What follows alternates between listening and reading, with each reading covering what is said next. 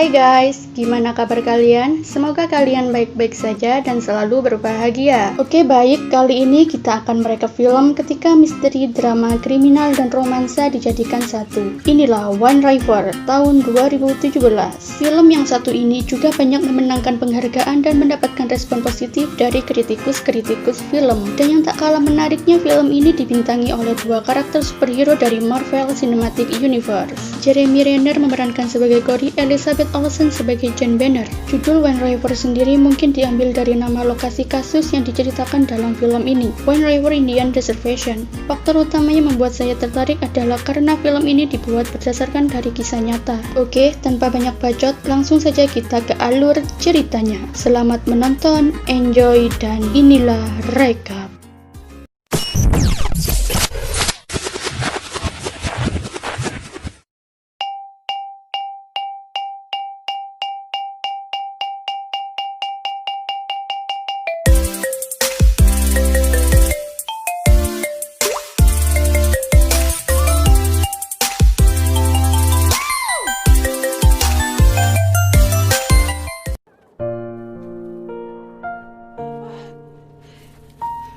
Film dibuka dengan seorang wanita yang sedang berlari di tengah gurun salju dengan ketakutan hingga wanita ini terjatuh. Siapakah wanita ini? Eits, nanti kita akan tahu juga.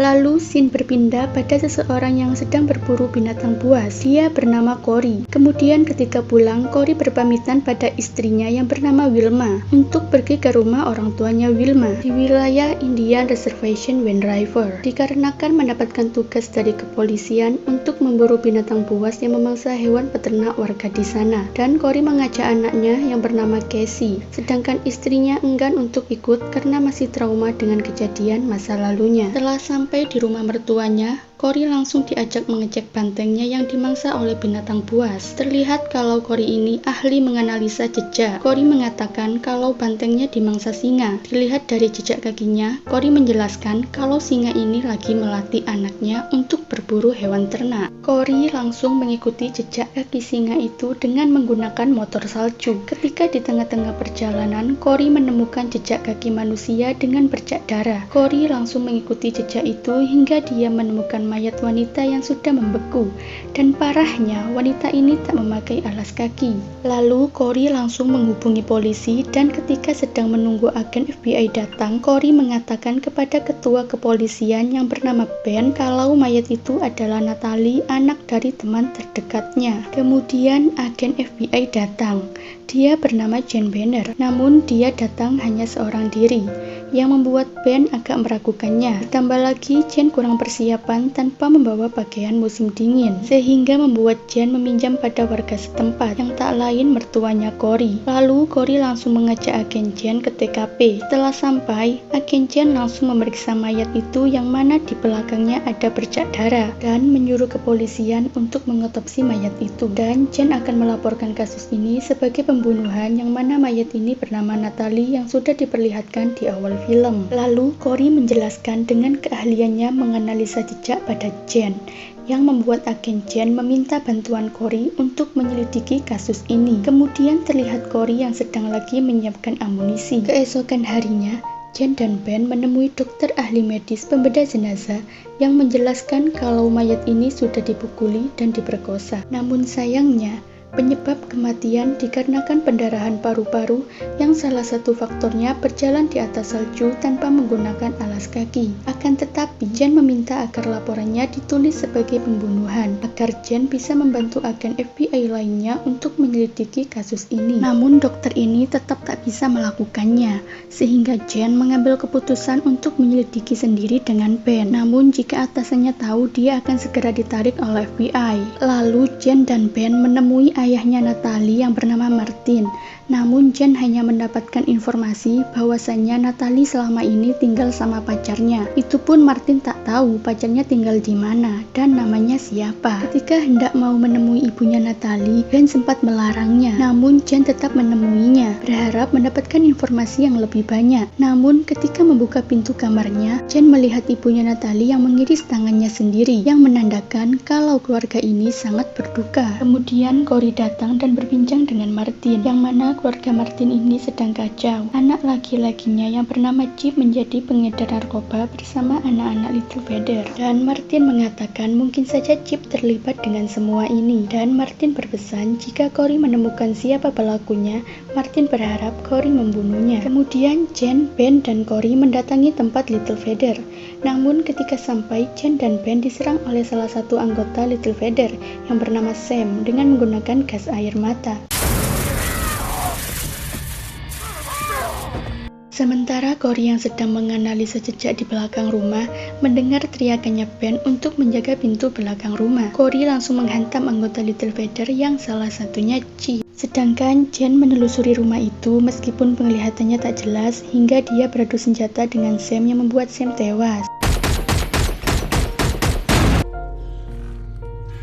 Lalu Cory memberitahu Jen kalau dia menemukan sesuatu yang janggal dengan menunjuk jejak motor salju. Cory mengajak Jen untuk memeriksanya. Sampai di tengah pepohonan, Jen dan Cory melanjutkan perjalanannya dengan jalan kaki. Sehingga mereka menemukan sebuah mayat laki-laki yang mayatnya sudah tidak utuh dikarenakan dimakan oleh binatang buas. Di malam harinya, Cory mengatakan pada Ben kalau dia akan menelusuri lebih jauh lagi wilayah itu. Dan Ben mengatakan kalau di sana ada tim keamanan pengeboran yang mempunyai kamera di sekeliling tempat itu. Lalu Jen bertanya pada Ben apakah mendapatkan petunjuk dari menginterogasi anak-anak Little Feather. Namun Ben mengatakan tidak mendapatkan informasi apa-apa, sehingga membuat Cory langsung menginterogasi Chip di dalam mobil. Karena Chip ini teman dekat ayahnya dan sudah mengenal Chip dari kecil, akhirnya Chip mengatakan kalau pacarnya Natalie itu bekerja sebagai petugas keamanan di fasilitas pengeboran yang bernama Matt. Kemudian Cory memberitahu Ben kalau pacarnya Natalie itu bekerja di pengeboran dan Ben besok mengajak Cory untuk ikut ke lokasi pengeboran. Lalu ketika Cory pulang, Jen sudah menunggu di depan rumahnya dan mengatakan kalau mayat yang ditemukan mereka di salju adalah mayat Matt. Lalu Cory mengajak Jen untuk masuk ke rumahnya. Ketika sedang di dalam rumah, Jen melihat foto gadis dan Cory menjelaskan kalau itu foto Emily, anaknya yang sudah meninggal 3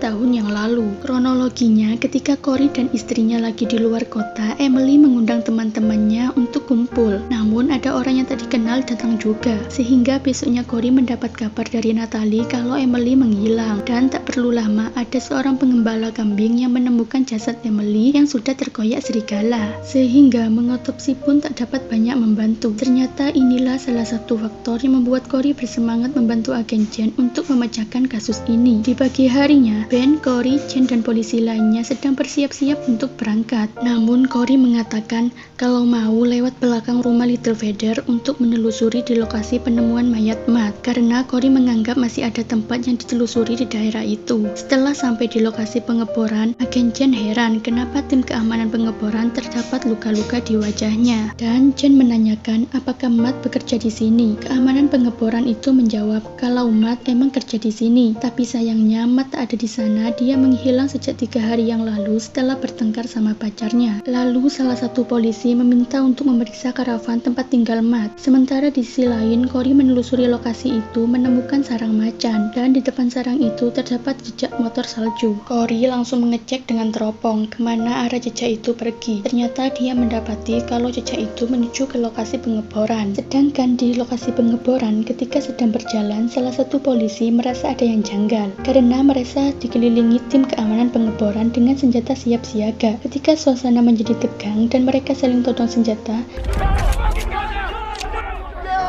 turn away from me, asshole! You're breaking the law by being better alive. Lower your weapon. Fuck you! You got us in a car. FBI! Hey, FBI! beruntungnya agen Jen dapat mencairkan suasana kembali. Sementara Cory bergegas menuju ke tempat pengeboran sambil mencoba menghubungi Ben, dan Cory sudah berada di depan pintu karavan Matt. Sambil mengetuk pintu, ternyata di bagian ini kita diperlihatkan waktu di malam kejadian yang mana Matt membukakan pintu Natalie yang baru datang dan mereka melakukan mantap-mantap. Namun tak selang beberapa lama, tiba-tiba temannya Matt dari definisi keamanan pengeboran datang dengan keadaan mabuk, dan salah satu temannya yang bernama Pat menerobos kamar kamarnya. Dia meminta pada Matt untuk berbagi pada temannya. Tentu Matt marah mendengar itu, lalu Pat langsung membuka selimutnya, yang membuat Matt langsung menendang Pat. Dan terjadilah perkelahian antara mereka yang membuat Natalie dan Matt pingsan akibat dipukuli oleh mereka. Kemudian Natalie diperkosa oleh Pat tanpa disadari. Matt sadar dan langsung memukuli Pat dari belakang. Namun Matt dikeroyok dan dipukuli hingga tewas. Sedangkan Natalie kabur. Lalu kembali ke masa sekarang yang memperlihatkan Jen berdiri di depan pintu. Namun pintu itu terkunci. Lalu Ben mendapat kabar dari Cory menyuruh Jen untuk menjauh dari pintu. Tapi naas, tiba-tiba ada tembakan dari dalam yang mengenai Jen. Lalu terjadilah baku tembak di sana yang membuat semua anggota kepolisian tewas termasuk Ben. Beruntungnya tembakan yang mengenai Jen mengenai rompinya. Namun ketika Jen mau dieksekusi, tiba-tiba ada tembakan Cory dari jarak jauh yang menyelamatkan Jen. Tembakan itu terus tepat sasaran mengenai tim keamanan pengeboran satu persatu, hingga salah satu dari mereka yang bernama Pat berhasil kabur. Tapi tidak terlalu lama buat Cory untuk menemukannya, karena itu keahlian Cory dalam membaca jejak. Cory langsung menghantamnya sehingga membuat Pat pingsan. Kemudian ketika sadar, Pat tak tahu dia ada di mana, dengan keadaan tangan terikat dan tanpa menggunakan alas kaki. Lalu Cory menawarkannya jika dia ingin bebas, Pat harus jujur tentang apa yang terjadi. Pat mengatakan yang sebenarnya kalau dia memperkosa Natalie dan memukuli Matt hingga tewas. Kemudian Cory melepaskan ikatannya sesuai janjinya, karena sudah berkata jujur dan menyuruhnya cepat lari dengan tanpa alas kaki. Jika dia ingin bebas, Pat pun langsung berlari. Namun cuma jarak beberapa meter, dia terjatuh berbatuk darah dan tewas seperti apa yang dialami Natalie. Kemudian Cory menjenguk agen Jen di rumah sakit. Cory sedikit menghiburnya, lalu menjelaskan kehidupan di wilayah Wayne River yang hampir penegak hukum di sana hampir tak berlaku. Lalu Jen menangis karena membayangkan Natalie. Bagaimana mungkin bisa berjalan di atas salju tanpa menggunakan alas kaki berjarak 9 km. Kemudian Cory menghampiri Martin ke rumahnya, yang mana Martin hampir bunuh diri dengan memegang pistol di tangannya. Namun dia mengurungkan niatnya karena mendapat kabar dari Chip untuk menyusulnya ke stasiun, yang mana ini pertama kalinya Chip mengabari ayahnya selama sudah lebih 1 tahun lalu. Martin mendengar di berita kalau anggota keamanan pengeboran ada yang kabur 1. Namun Cory langsung menjawabnya bahwa tidak ada yang kabur dan mengatakan kalau yang 1 ini meninggal dengan cara merintih kesakitan seperti apa yang dirasakan Natalie. Dan film pun tamat.